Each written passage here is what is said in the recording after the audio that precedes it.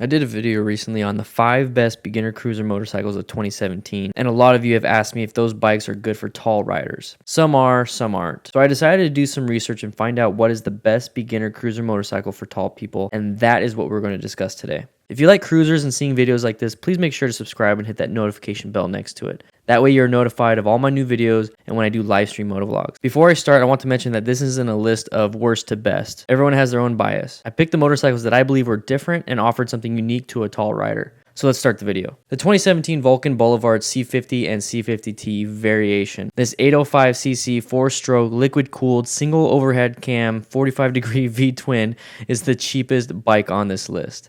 Sorry, that's a lot to say. So let's get the price out of the way. It MSRP's at $9,399. The C50T comes with a windscreen, padded backrest, white wall tires, and some more fancy things. So let's focus on the C50. It has a link-type rear suspension that's shaped like a traditional cruiser. It has a single shock in the rear and allows 4.1 inches of suspension travel. It has a 33-degree rake and 65.2 inches of wheelbase for a smooth traveling cruiser. The C50 has wide handlebars, forward controls with floorboards, and a seat height of 27.6 inches. It does have smaller tires than most of the cruisers on the list, with a 15-inch rear and a 16-inch front. I do believe this is a great beginner cruiser motorcycle for all you tall giants out there. The wide handlebars, low seat height, and forward controls will prevent some of you from hitting your knees on the bars. The price point is great, and it has enough power to get you where you need to go. The 2017 Vulcan 900 Custom. I mentioned this bike's little brother in my last video about beginner cruiser motorcycles of 2017, the 2017 Vulcan S. This Vulcan has a 903cc 4-stroke 55-degree V-twin 4 valves per cylinder single overhead cam with a liquid cooled engine. It is belt driven and has a 5-speed transmission. Single hydraulic disc brakes in the front and the back. The wheelbase sits at 64.8 inches, slightly less than the Suzuki Boulevard, but has an overall length of 94.7 inches. It's heavier than bikes I normally ride as it sits at 610 pounds with fuel. It has a big fuel capacity at 5.3 gallons. It also has a seat height of 27 inches. Now that the specs are out of the way, this bike does not come with the ErgoFit feature that the Kawasaki Vulcan S comes with, so no adjusting the bike to fit your needs. That really shouldn't matter as this bike has wide drag bars that enable plenty of leverage and forward mounted foot pegs. It's a bigger bike with the bigger rider in mind. The 2017 Victory Highball. Now you should really snag this one at your local dealer because you'll find some deals if you can find this bike.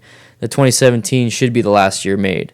Polaris is shutting down Victory as I explained in a previous video. A link to that will be in the description. Long story short, Victory is shutting down, but they will still honor the warranties for the next 10 years. Its MSRP is $13,499, but like I said, you might find some deals. It's a 106 cubic inch, 1,731cc bike. A lot of power, a lot. Carbon fiber reinforced belt, 6-speed, and a 6-valve vertical twin engine. It's a single monotube, adjustable rear suspension with a 16-inch rear and front wheel. The seat height sits low at 25 inches and it has a total length of 93.4 inches. 4.5 gallon fuel capacity for those longer rides. Snag this bike before it's gone. The 2017 Indian Chief Dark Horse. I like this variant of the 2017 Indian Chief Classic, so I'm going with this one. It looks amazing. The 2017 Indian Chief Dark Horse starts with an MSRP of $17,499. Is a 111 cubic inch or 1,811 cc engine. It is a closed-loop fuel injection engine with compression ratio of 9.5:1. Comes with a wet multi-plate clutch and it is a 6-speed transmission. Single shock in the back with a 3.7-inch rear travel. It has a 16-inch front and rear tire,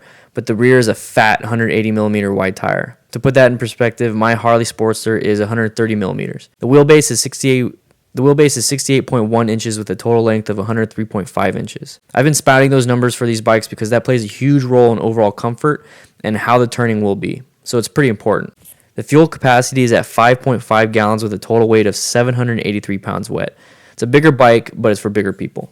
The 2017 Harley Davidson Lowrider S. I like the way the Lowrider S variant looks compared to the Lowrider. Just my preference. This also comes in at an MSRP of $17,499. This does have ABS and cruise control, so that's nice. It has a 110 cubic inch or 1,801 cc engine. 6-speed drivetrain, and an electronic sequential port fuel injection fuel system. The Harley Lowrider S has a 19-inch front wheel and a 17-inch rear. Pretty big tires. The seat height is 26.6 inches and the Lowrider S has an overall length of 89.9 inches. It has a 4.7 gallon fuel tank and the Lowrider S weighs in at 672 pounds wet. There are a ton of different Harley Davidson bikes out there for tall people, but this is my favorite beginner cruiser outside of the Harley Roadster. Well, that's the 5 best beginner cruiser motorcycles for tall people in 2017. Like I said earlier, this list is my opinion and by no means an absolute. If you have a cruiser that you recommend, please leave a comment below and let me know.